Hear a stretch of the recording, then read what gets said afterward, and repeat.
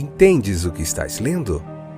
O podcast que te leva através das páginas da Bíblia. Livro por livro. Capítulo por capítulo. Uma exposição bíblica emocionante. Aperte os cintos e embarque comigo nesta viagem.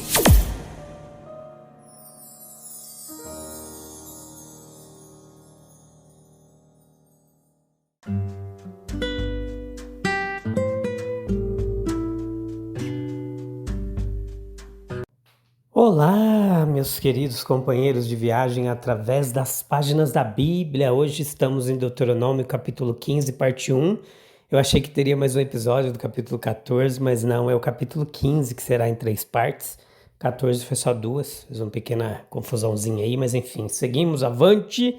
Episódio número 725, capítulo 15, parte 1. Nona temporada, livro de Deuteronômio, capítulo por capítulo.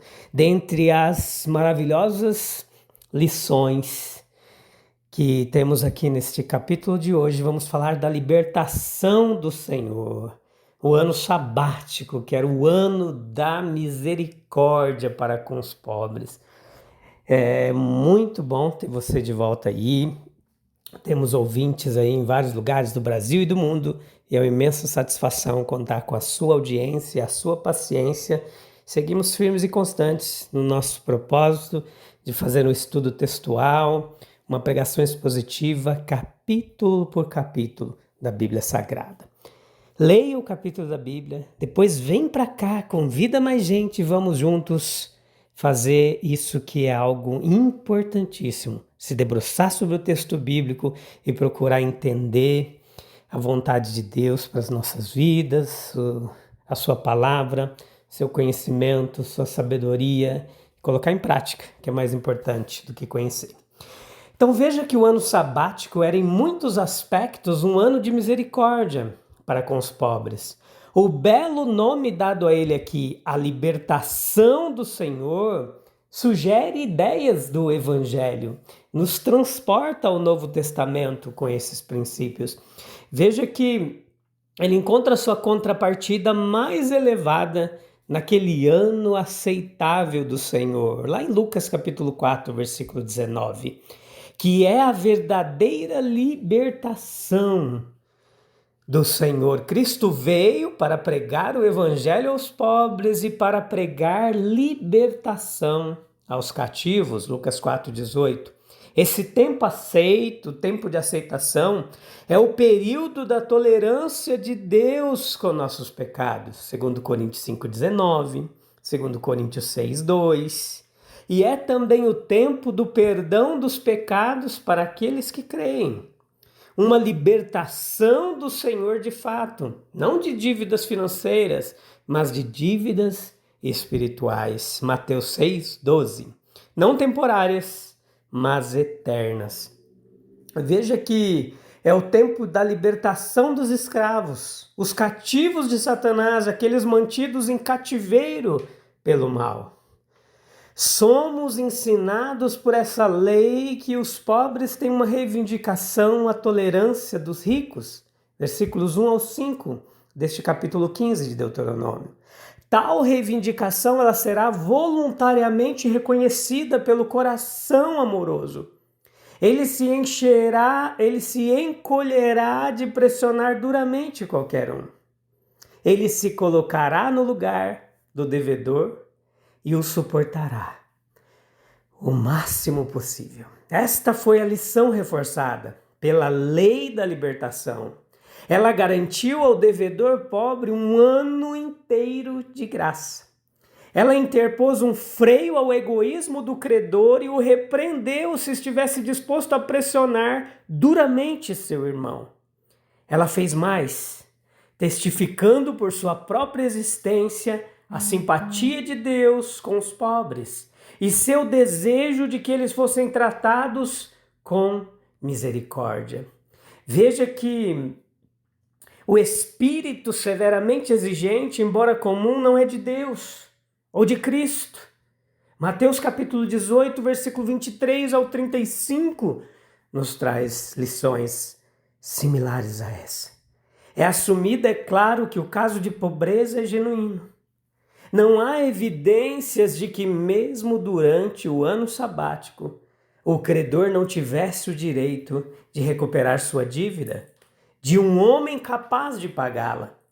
A assistência ela vai além da tolerância. A lei exige não apenas que os emprestadores de dinheiro não sejam duros e implacáveis ao exigir seu reembolso, mas que onde houver necessidade, eles estejam dispostos, ou melhor, a prestar tal assistência que esteja em seu poder. A pobreza honesta, pois somente tal está em contemplação, cria uma reivindicação que aqueles que têm os bens deste mundo, 1 João 3,17, não têm liberdade de desconsiderar. O coração e a mão devem estar igualmente abertos ao clamor de angústia. A doação deve ser liberal, sem rancor e desinteressada. Uma observação que eu deixo aqui para vocês é que assistência generosa em momentos de necessidade vale muitas ofertas distribuídas por um período maior. Assistência, onde praticável, deve ser dada na forma de empréstimos. Esta é a ideia da lei. E está em harmonia com a melhor opinião moderna. Empréstimos são preferíveis à simples caridade. Eles não empobrecem, eles desenvolvem o princípio de autoajuda, encorajam diligência e progresso, fomentam o espírito de uma honesta independência. Aqueles que não podem ser ajudados, exceto por gratificações, devem, é claro, ser ajudados alegremente. A liberalidade para com os necessitados, elas tendem ao nosso próprio enriquecimento. Versículos 4 ao 7. Versículo 10. Nenhum homem verdadeiramente liberal fará disto motivo da sua liberalidade. Mas como um encorajamento secundário à doação liberal e como remoção de medos dos possíveis resultados para as próprias fortunas, merece ser considerado. A alma liberal geralmente não é a perdedora, mas a ganhadora por meio de sua liberalidade. O egoísmo derrota a si mesmo. Leis espirituais sutis operam para produzir este resultado. A liberalidade ensinada neste capítulo reage sobre a própria alma para enobrecer e expandir suas capacidades. Isso tende na direção do enriquecimento. O homem liberal é amado e confiável. Ele recebe gentileza demonstrada a ele por sua gentileza para com os outros. Lucas capítulo 6, versículo 30 ao 39. Ele é alguém a quem os vizinhos e amigos estão sempre dispostos a servir e a falar uma boa palavra.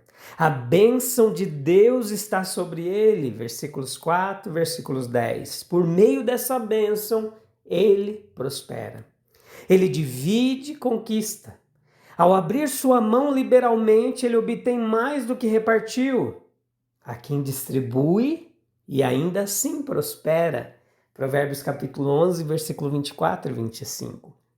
Este era o ano do perdão. Nós temos aqui o que podemos chamar de lei dos pobres. Os pobres deveriam ser considerados irmãos, deveriam ser tratados como vizinhos, como membros de uma sociedade. O dinheiro deveria ser emprestado a eles para dar-lhes um começo na vida, versículos 7 ao 11. E se eles não pudessem pagar até o 7º ano ou ano sabático, eles deveriam ser perdoados da dívida. Para que não haja pobres entre vocês. Esse era o objetivo, versículo 4. A usura era, portanto, desencorajada entre irmãos. Os empréstimos deveriam ser atos de generosidade e a ideia era claramente mantida em vista de que uma pessoa deveria, às vezes, emprestar, sem esperar nada em troca. Com estrangeiros, isto é, aqueles que não eram da família da fé, poderia ser diferente. A dívida não precisaria, neste caso, ser cancelada. O ano da libertação era uma instituição divina para o povo de Deus, especificamente para os israelitas. Os judeus deveriam ser obedientes, ser credores do mundo e não devedores de ninguém. E o irmão pobre teria a alegria de ser perdoado no ano sabático. O dever do perdão foi prescrito a todos os irmãos. De fato, essa lei, que podemos chamar de lei dos pobres, era a proclamação da irmandade dos cristãos em um único Deus, em um Deus único. Sobre isso se baseava o perdão da dívida. O credor deveria perceber o quanto mais abençoado é dar do que receber. Atos 20, 35. Quão abençoado é poder ajudar um irmão. Se os judeus tivessem sido fiéis, a parábola do bom samaritano não teria sido uma maravilha. Era apenas o espírito fomentado por essa instituição do ano de libertação. Agora esse dever de perdão das dívidas dos irmãos surge do caráter perdoador de Deus.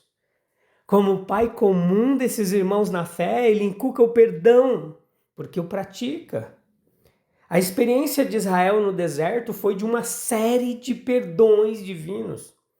E a bela parábola sobre os dois devedores, em Mateus capítulo 18, versículo 23 ao 35, tem como objetivo realmente trazer à tona a verdade de que a falta de perdão é uma violação do espírito familiar, encorajado pelo rei, e é um pecado imperdoável. O ideal estabelecido diante deles era a extirpação da pobreza na família de Deus. Olha que coisa. Provavelmente nunca seria alcançado, mas é bom mirar no alto e no nobre, mesmo que não seja totalmente alcançado. A leitura do versículo 4 traz à tona o belo objetivo assim estabelecido diante de Israel. O esforço seria tornar a pobreza judaica impossível. A mesma ideia se apoderou da mente da igreja após o Pentecostes, levando a uma comunidade cristã onde por um tempo poderia ser dito: não havia entre eles necessitado. Atos 4:34. A pobreza foi por um tempo, pelo menos, banida da igreja cristã. E esses esforços por um ideal, eles serão finalmente coroados de sucesso quando, sob o novo regime, em Apocalipse 7,16, nunca mais terão fome, nem sede, nem sol ou calor algum cairá sobre eles.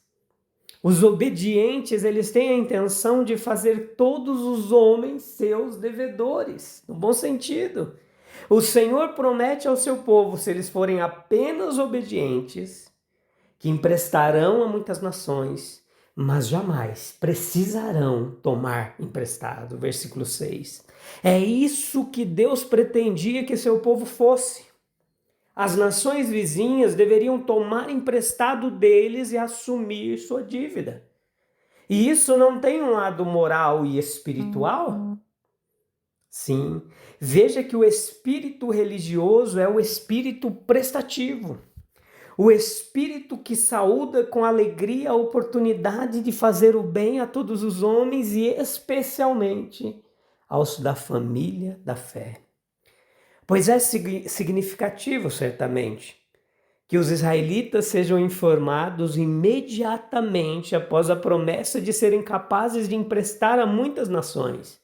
E tu reinarás sobre muitas nações, mas elas não reinarão sobre ti. Versículo 6. Então o governo, ele surge da obrigação. A influência adquirida quando somos capazes de fazer amizade com os outros. Sem dúvida, muitas das conquistas de Israel foram pela força e não pelas finanças. Mas é a aquisição, meus queridos, pacífica de poder que uma promessa divina contempla. E começamos a governar como reis e sacerdotes para Deus, quando nos tornamos completamente prestativos. É assim que o amor e a lealdade são garantidos entre os homens. Assim, temos neste arranjo do ano de libertação princípios estabelecidos que Deus se ilustrou em sua conduta atenciosa e perdoadora para conosco, e na qual nós devemos tentar segui-lo. A prosperidade material, ela era a única forma de bênção, que tinha charme atraente para os hebreus. Nem a mente nem a consciência estavam ainda suficientemente desenvolvidas para valorizar um bem maior. Deus teve que levá-los por passos lentos e sucessivos. A prosperidade material, ela tinha seu lado perigoso. Ela podia fomentar o orgulho, a autossuficiência, um senso de superioridade arrogante e podia levar ao tratamento tirânico dos outros. Ousada em reconhecimento devoto a Deus, ela podia dar espaço para impulsos generosos, fornecer lazer para atividades intelectuais, auxiliar a cultura das artes estéticas, difundir conhecimento bíblico e praticamente aliviar a angústia humana. Veja que a instituição do ano de libertação foi projetada para servir como uma comporta, pela qual a maré da riqueza material poderia ser transformada no canal mais adequado. Se Deus nos perdoa uma dívida impagável, como podemos negar o perdão e a misericórdia aos nossos irmãos? Será que estamos usando nossos recursos para aliviar a dor do próximo?